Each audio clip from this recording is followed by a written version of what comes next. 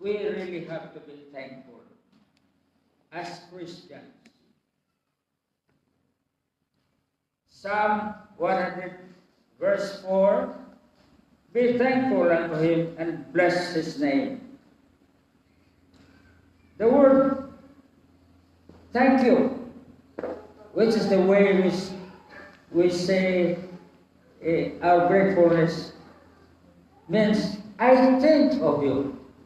When we say I thank you, means I think of you. And so when we say to the Lord thank you, that means we are thinking of the Lord. Amen. Thinking of what he has done for each one of us. Thinking of his power and his love. Mahatma Gandhi, many of you still remember him, was the founder of Indian democracy. He was a great philosopher. And he said, the easiest sin that man can commit is the sin of ingratitude. The measure of man's gratefulness maybe can be deduced from the story of Jesus about the 10 lepers. He healed 10 lepers. And after healing them, he told them to go to the priest to be declared as healed. And so they went, but only one came back. I think human beings are just like that. 1 out of 10 is grateful. But as Christians, I think we should not be like that. We should indeed be grateful because we are here right now, worshiping the Lord. Because as Luke, the author of Acts, says, for in him we live and move and are being. We are here. We owe it to the Lord that we are here this morning, that we are alive, we are happy. But in the Old Testament, we have a more specific statement of our being alive. In Lamentations 4:23 and 24, it is of the Lord's mercies that we are not consumed, because his compassion fail not. They are new every morning. Great is thy faithfulness. It is of the Lord's mercies. The word mercy there is in plural form. That means there are many things that the Lord is doing for us. And he's doing it in mercy, which means free. He's doing many things for free, so that we do not die, so that we are not consumed. And it says his compassion, his love does not stop. They are new every morning. The Lord does it continuously, that we might have life. This morning, I made my research as to what are these things that the Lord is doing continuously, every day, without stopping, in order for us to live. In my research,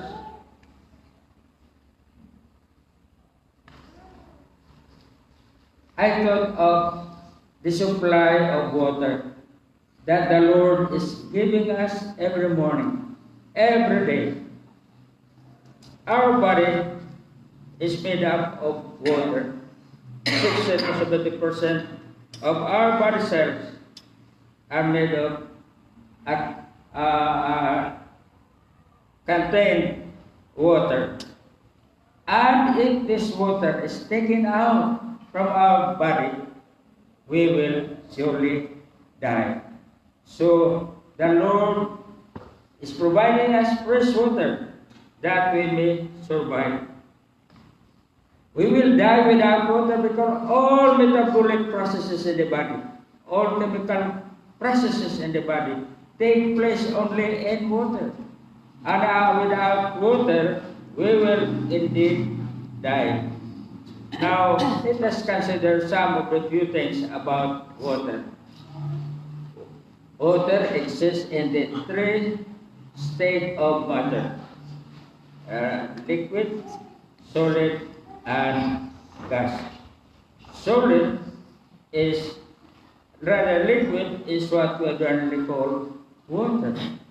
Sometimes some questions may be asked, spell water in 3 letters. How do you spell? Some people say, H2O. No, because 2 is not a letter. Water in 3 letters is ICE, ice. That's the solid form of water. And then water exists also as gas. So we have water, ice, and water vapor. Water vapor is water in the air. Right now here, there's water. We do not see, but there's water here. And these three forms of water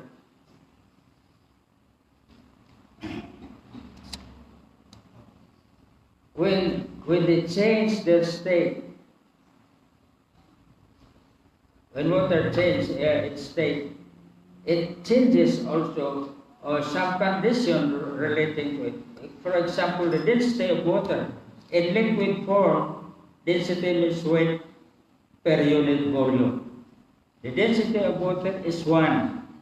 That 1 gram per cc, per cubic centimeter.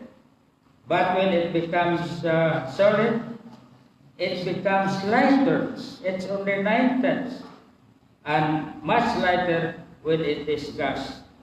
Sometimes we're wondering why, when we put water in a glass and put that in the refrigerator, then the glass breaks.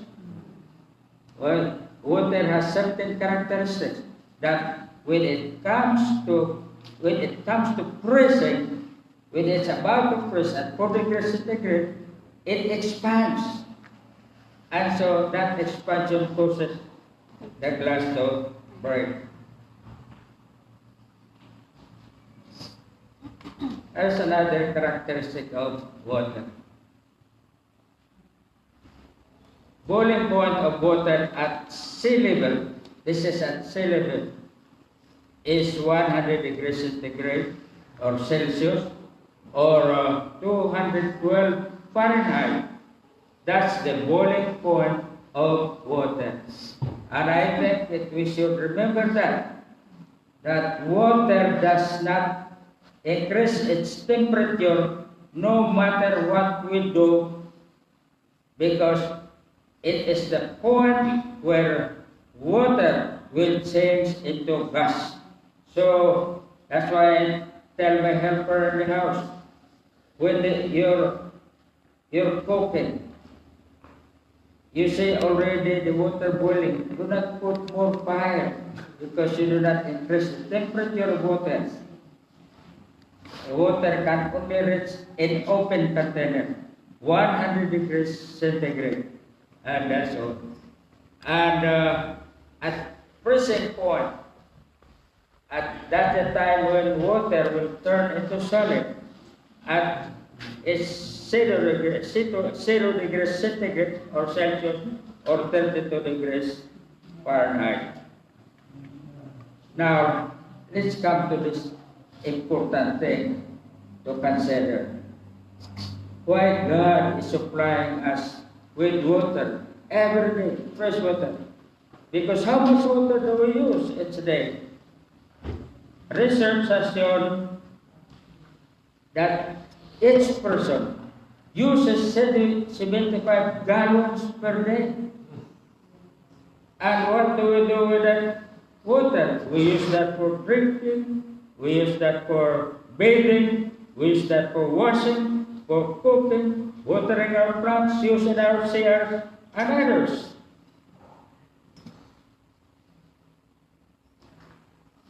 Now, consider this. Each one uses 75 gallons of water per day. There are 7.5 billion people in the world today. And so multiplying that, we'll have 562.5 billion of gallons is used, is polluted every day, because water that's used is polluted. It cannot be used again.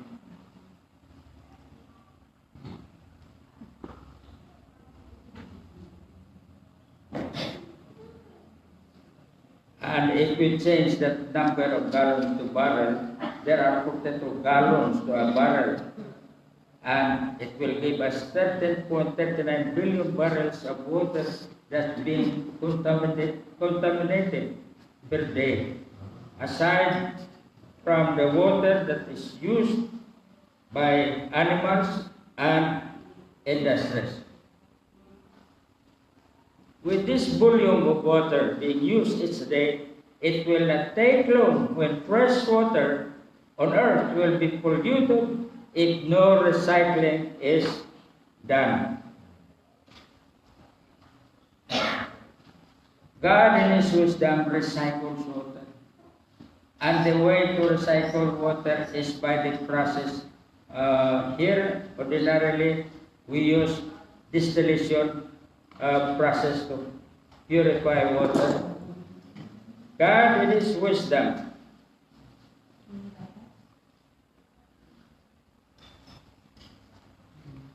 it says, the Lord in His wisdom and power uses 7 oceans of the world as evaporating dust, and with the power of the sun evaporates the ocean water.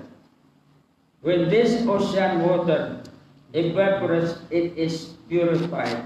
When water turns into gas, the impurities are left behind in the ocean, and only pure water is turned into vapor, and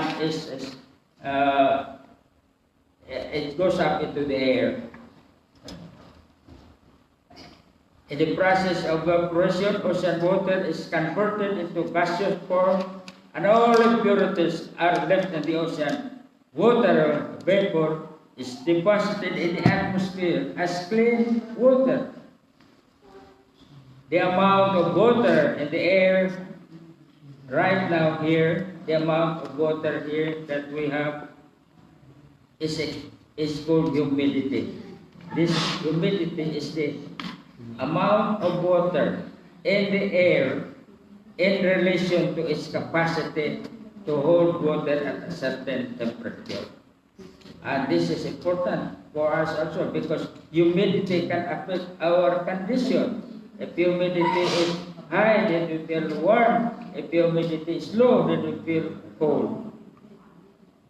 In God's good time, it changes this gaseous water into liquid through condensation in the air, and sends this back to earth as rain, the purest water in nature. Some of the water is carried back to the ocean. That's the water that comes down to us as rain.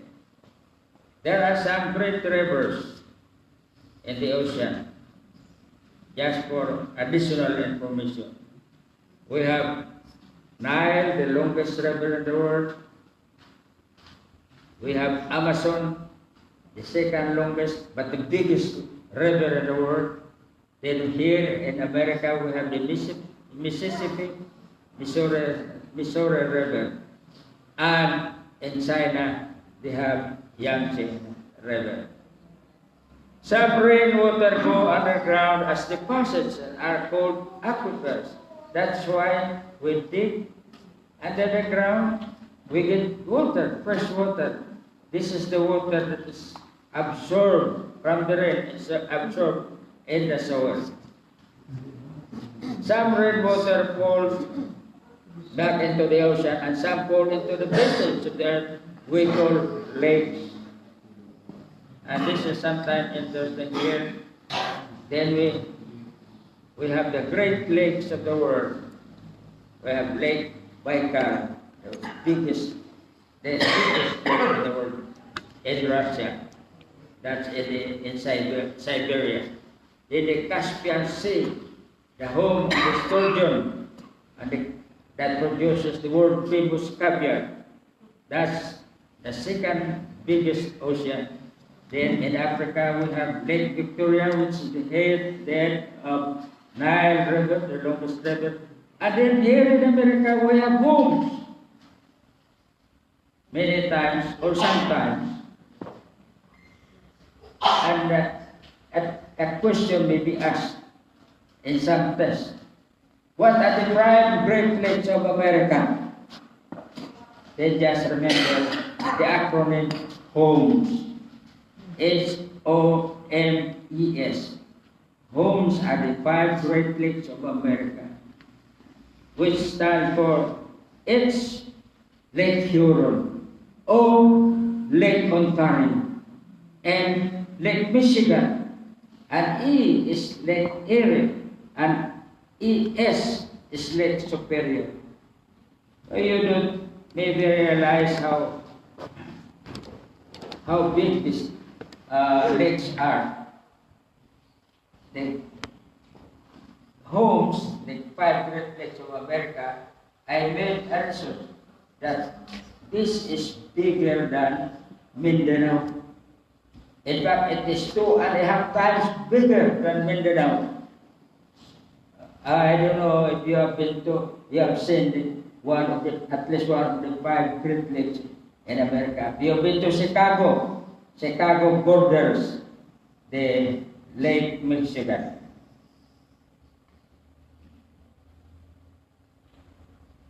God does the purifying of water every day to sustain life on earth. What a God! Are we not thankful for this extremely precious act of mercy? Yes, we are. We don't realize God is working every day to provide us fresh water that we will eat. And the way this is done, we can say that only God can do this. Man cannot do this.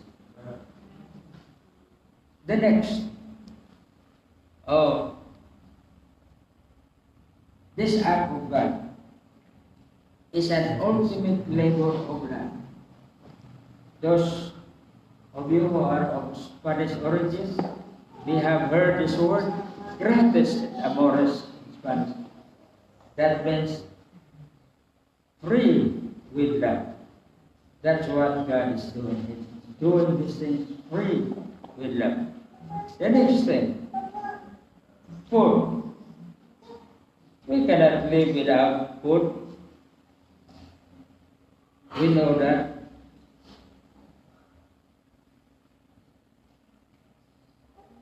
But man cannot make food. Do you realize that? Man cannot make food. Only God can make food. He reserves his right to himself. And so in the Lord's Prayer, we are asked to pray. Give us this day our daily bread. Jesus taught us to pray, to give us bread every day, because He is the one who's making bread for each one of us every day. And so it's just appropriate that every time we partake of our food, that we should give grace or offer grace to the Lord.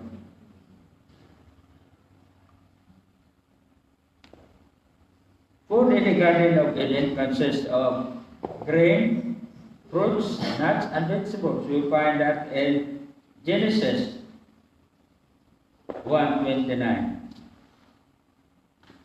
All foods, whether fish or animal, are derived from plant. Flesh food is second-hand food, because when you eat the flesh of the cow, that flesh of the cow comes from the grass that we eat. So that's second-hand food. And so, of course, we're thankful that here we are served with first-hand food. at the end of its meeting here in this church. Food is produced by green plants.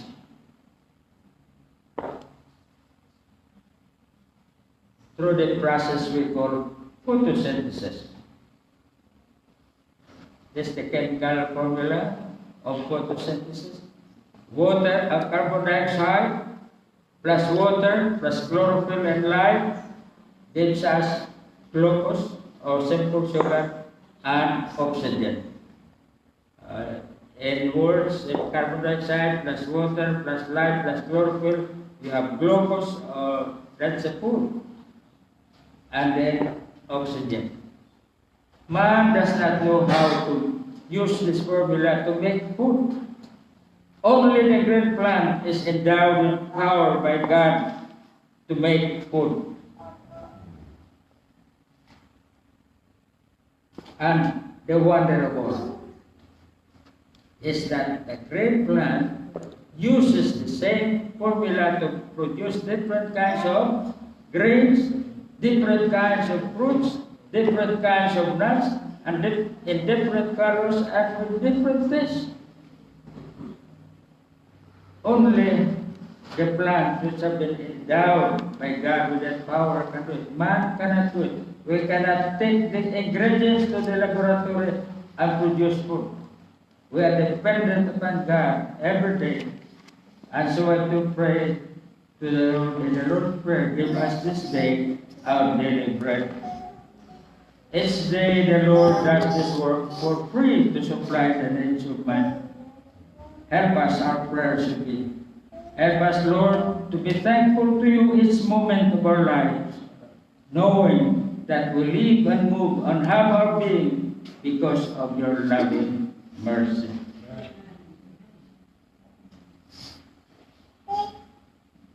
The next thing that I thought is the one that God is providing us every day, continuously, in order for us to live is oxygen.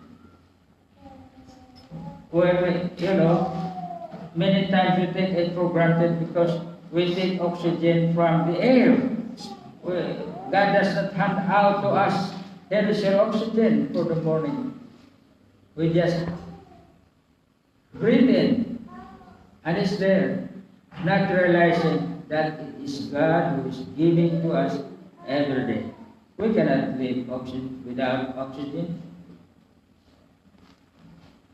Man uses 550 liters of pure oxygen daily, times the number of people. You can imagine 4,125 billion of oxygen, liters of oxygen every day. Add to this the use by the animals and the different machines. Our cars use a lot of oxygen. So there's a lot, rather we use a lot of oxygen daily, and if this is not renewed, we run out of oxygen. Oxygen is easily depleted. Just a little experiment. You light a candle and cover it with a drinking glass. It will not take time. That candle will stop lighting. Because the oxygen inside the glass is used up. Here are some suggestions. Don't run your car in a closed garage. Because when you run your car in a closed garage, the car will actually use up the oxygen in that room. And when the oxygen is used up, then the car will produce carbon monoxide, not carbon dioxide. And carbon monoxide is poisonous. Many people have killed themselves because they ran their car in a closed garage or in a closed room. Another suggestion, don't use a torch inside the cave. Because when you use torch inside the cave, then you use up the little amount of oxygen in the cave, and if is used up by the thirst, then you die because you have no oxygen inside the cave. Oxygen in the atmosphere is only 20%. Here right now, God maintains the amount of oxygen in our air, about 20%. With the tremendous volume of oxygen used daily, time will come when our supply of oxygen in the air will be depleted. But God, in His infinite wisdom, created a green plant which converts carbon dioxide to oxygen, and man converts oxygen to carbon dioxide. This is called the carbon dioxide oxygen cycle. And this carbon dioxide oxygen carbon dioxide cycle that is placed by God maintains the amount of oxygen in the atmosphere. But unfortunately, man is destroying the green plant. You know how many thousands of hectares here in America of trees have been burned. Right now there is an ongoing bushfire in Australia that is jeopardizing the supply of oxygen. But God cannot be outdone. Man is destroying the green forest, destroying green plants, which jeopardizes our supply of oxygen. God has a solution to all problems. God planted the green algae in the great oceans of the world, which carbon dioxide back to oxygen. Every day the oxygen carbon dioxide cycle is in constant operation to ensure that man will have sufficient supply of oxygen for free all the time. Amen. Thank you, Lord. Should be our prayer. Amen. For this wonderfully amazing mechanism which you alone can devise. The next one is light or heat. We are all feeling cold here. Without light, which is the source of heat, we will all die. We will be frozen.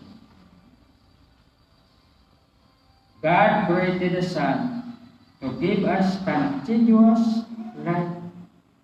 Only God can make such a source of light that works continuously for thousands of years. This phenomenon gives meaning to the text, His compassion fail not, they are new every morning. Long before man discovered the atomic power, God has already the atomic reactor in operation, our sun. The sun is a mysterious creation of God. It is the source of all energy here on earth. Electric energy, mechanical energy, hydroelectric energy, geothermal, they all come from the sun.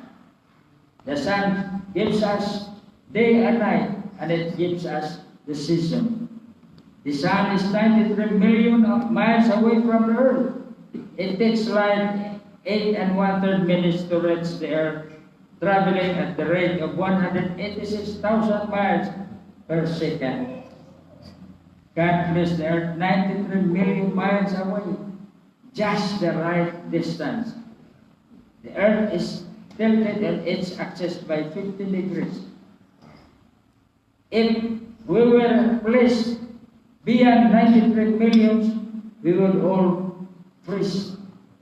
If we were placed closer, then we would all be scorched or die from burning. The earth is tilted back 50 degrees, and it revolves around the sun. And when the tilting is away from the sun is here, then we have this season. It's a winter time. But when it comes to another point where the tilting is toward the sun, then we have summertime. So, what a wise God to give variety to our season. We have winter, we have actually 4 seasons here. because He tilted the earth a little bit in relation to the light that we receive. In the course of the earth's revolution around the sun, when the tilt is away from the sun, it's winter. When it's toward the sun, it's summertime.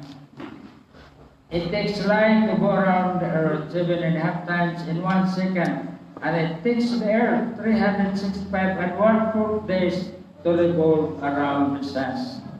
The rotation of the earth on its axis gives us the day and night cycle, and the revolution of the earth on its orbit gives us the year and the season. It is a wonderful study to know what God has done and is doing in order for us to live and be happy.